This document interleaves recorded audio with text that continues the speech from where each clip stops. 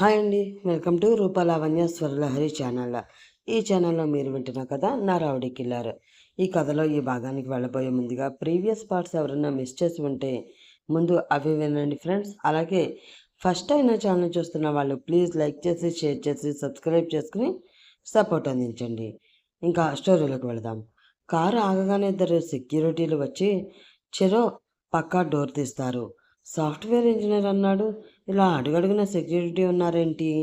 ఏదో తేడా కొడుతుంది. వీటితో జాగ్రత్తగా మాట్లాడాలి రోయ్ దేవుడోయ్ అని గుటకలు మింగుతూ దిగుతాడు కళ్యాణ్. అప్పుడే చెమటలు పట్టేస్తూ ఉంటాయి కళ్యాణ్కి. అది చూసి శ్రీను నవ్వుకుంటూ ఉంటాడు. లోపలికి వెళ్ళగానే లక్ష్మమ్మ అని గట్టిగా పిలవగానే లోపల నుండి లక్ష్మమ్మ వచ్చి చెప్పండి శ్రీను బాబు అంటుంది. ఈయన నా ఫ్రెండ్. మేము నా రూమ్లోకి వెళ్తున్నాం. రాజేష్ వస్తే అక్కడికి వచ్చేయమను అని చెప్పి వెళ్ళిపోతాడు. కళ్యాణ్ అంత పెద్ద ఇంటిని వింతగా చూస్తూ శ్రీను వెనకే నడుస్తూ మెట్లెక్కుతూ ఉంటాడు. రండి కళ్యాణ్, ఇదే నా రూమ్, కూర్చోండి అని తన రూమ్లో ఉన్న సోఫా చూపించి నేను ఇప్పుడే వస్తాను అని వాష్రూమ్లోకి వెళ్తాడు. కళ్యాణ్ టెన్షన్గానే సోఫాలో కూర్చుని చుట్టూ చూస్తూ ఉంటాడు. ఈలోపై కళ్యాణ్ ఫోన్ రింగ్ అవుతుంది. పాకెట్లోంచి తీసి చూస్తే అమ్ము. లిఫ్ట్ చేసి చెప్పమ్ము అంటాడు.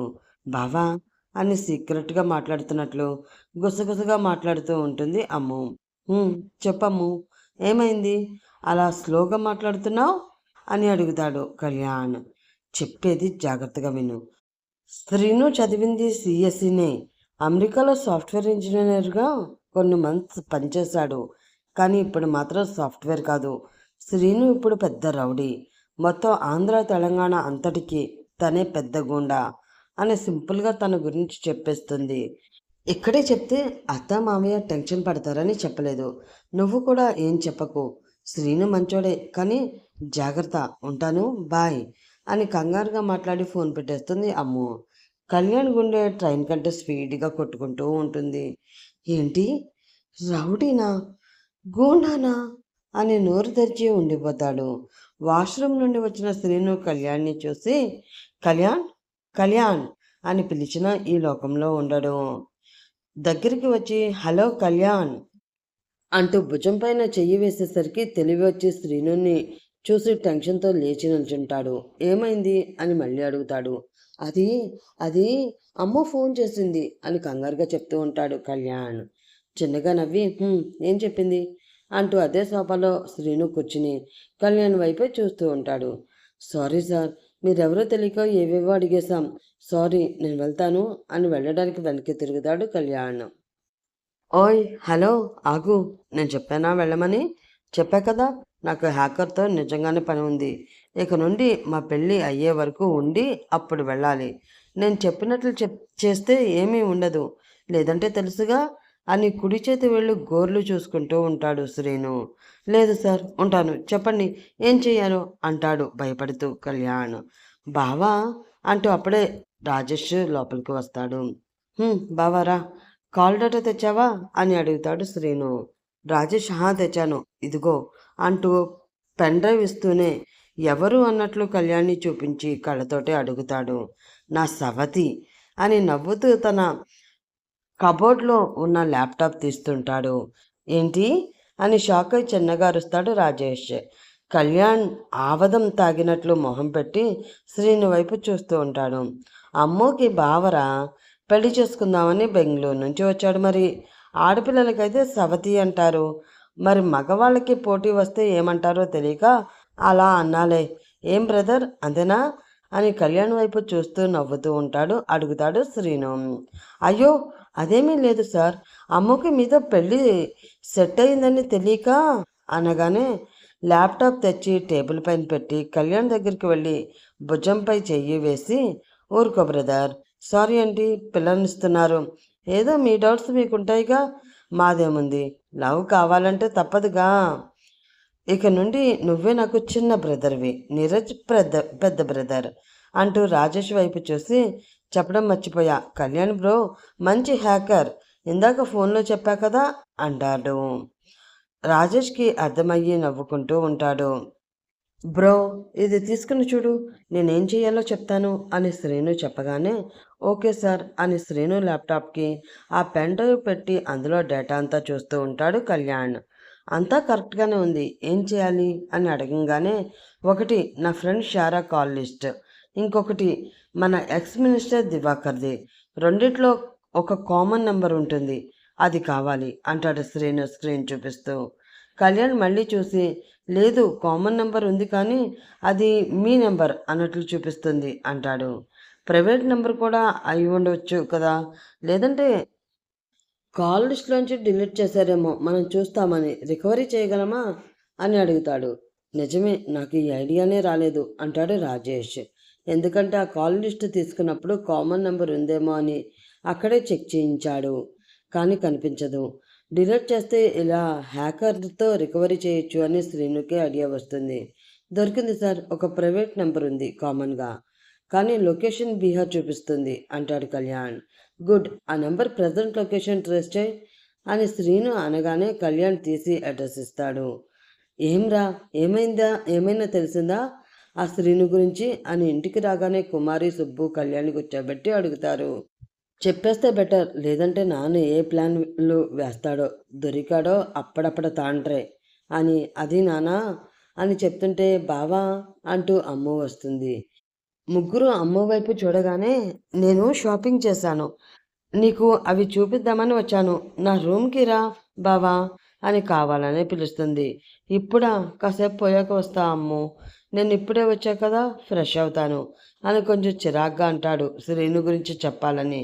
అదేంట్రా, అమ్ము పిలుస్తుంటే వెళ్ళనంటావు, వెళ్ళు అని సుబ్బు బలవంతంగా తోస్తాడు. చేసేదేం లేక హాం పద అంటూ ఇద్దరు అమ్ము రూమ్కి వెళ్తారు. బెడ్పై డ్రెస్సులు ఉంటాయి, అవి చూస్తుంటే శ్రీను గురించి అత్త మావయ్యలకి చెప్పొద్దు, భయపడి వెళ్ళిపోతే అమ్మ ఫీల్ అవుతుంది. శ్రీను చాలా మంచివాడు, ఏం చేయడు, నేను చెప్తాగా ప్లీజ్ అంటుంది.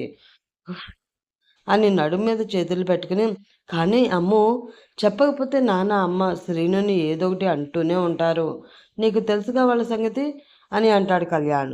శ్రీనుకి నేను చెప్తాను, ఏమీ అన్నడు, నువ్వు మాత్రం చెప్పకు అని.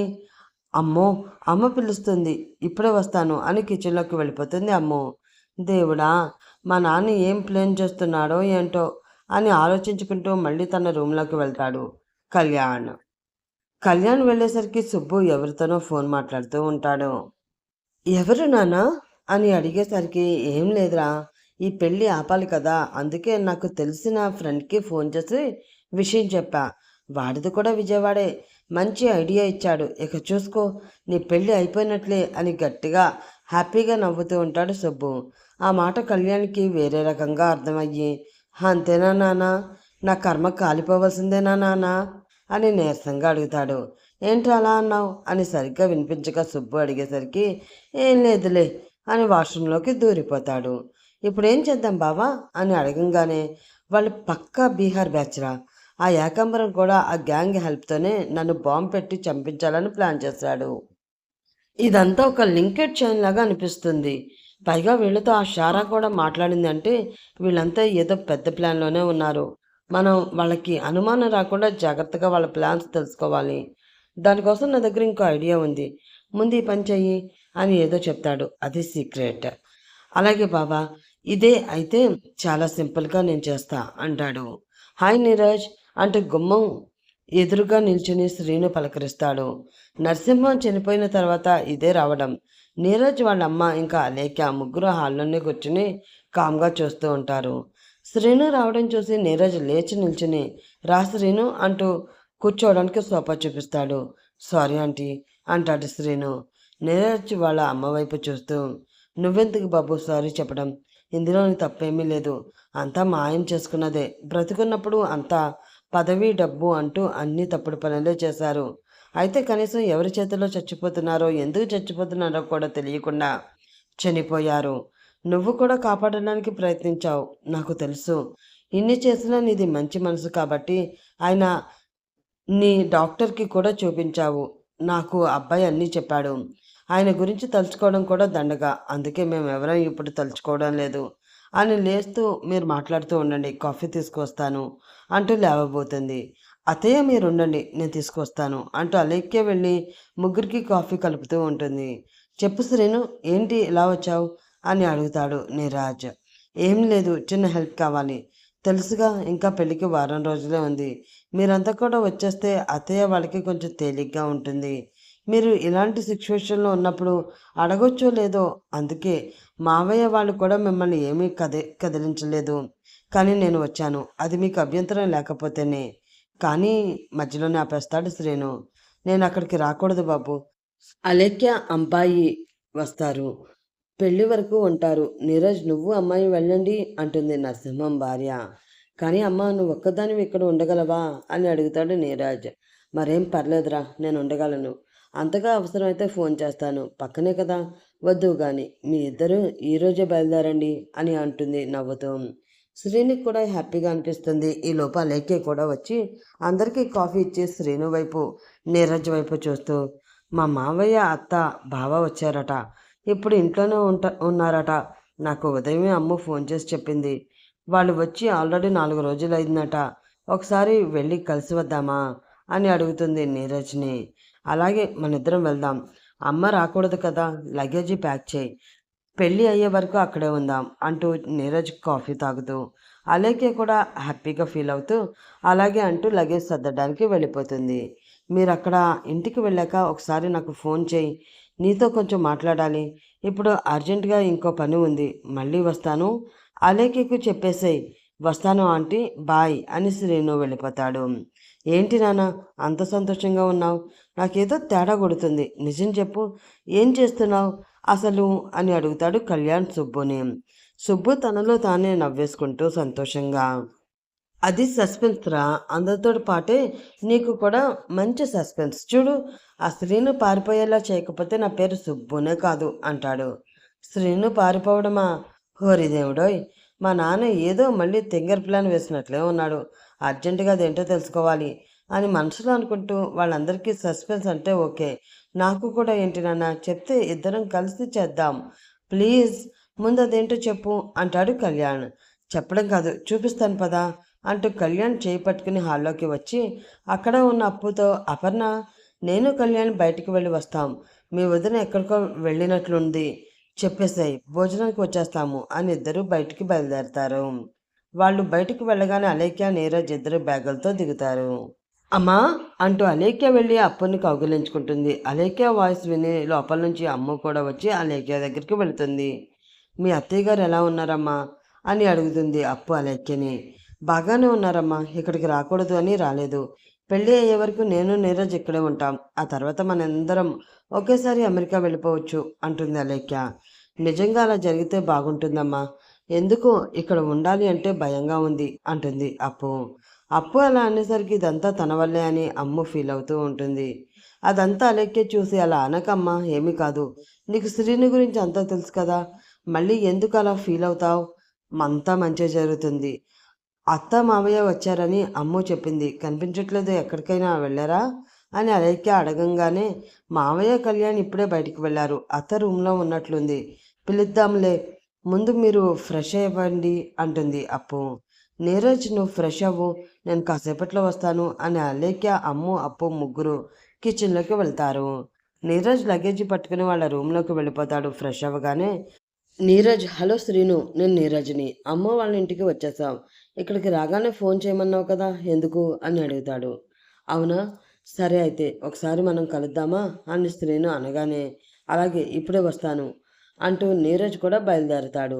వారం తర్వాత, అమ్ము ఏంటి ఇంకా రెడీ అవ్వలేదా, పంతులు గారు వచ్చేస్తారు, గౌరీ పూజ అయిపోవాలి, త్వరగా తెమ్మును, అలేఖ్య త్వరగా పెళ్ళికి హెల్ప్ చేయి అని అప్పు హడావిడి పడుతూ వెళుతుంది.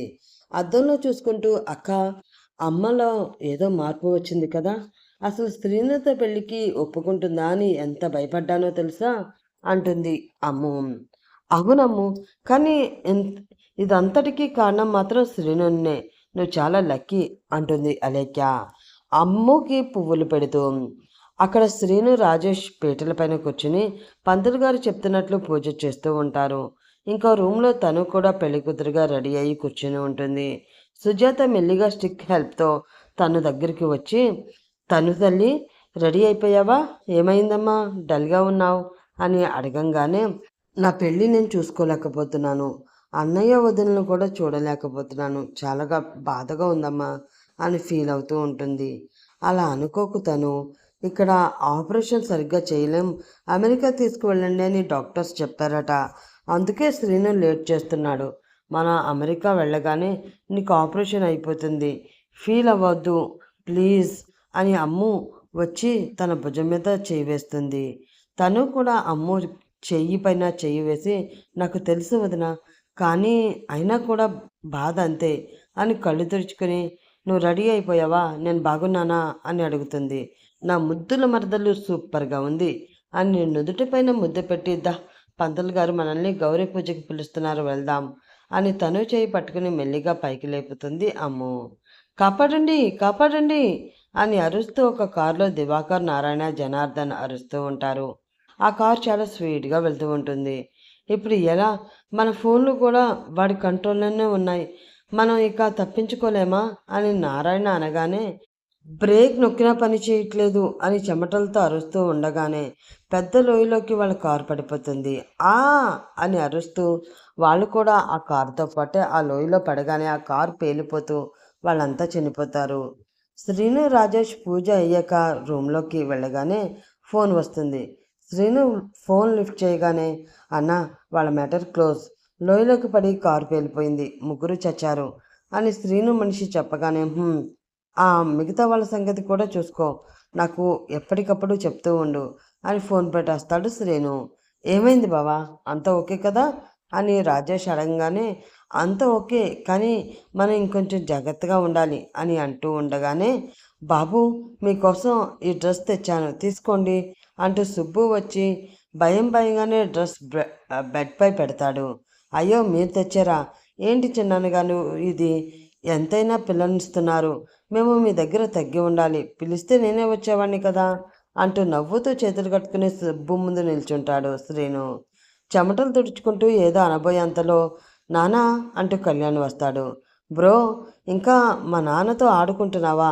నీ పుణ్యమా అని దెబ్బకి మా నాన్నకి బీపీ వచ్చేసింది, వదిలేసే బ్రో అంటూ చాలా చనువుగా శ్రీను భుజంపై చెయ్యి వేసి మాట్లాడుతూ ఉంటాడు కళ్యాణ్. చెత్తగడిద, నీకు తెలిసి కూడా నాకు చెప్పలేదు, ఇంటికి రారా నీ పని చెప్తా అని మనసులో అనుకుంటూ ఉంటాడు సుబ్బు.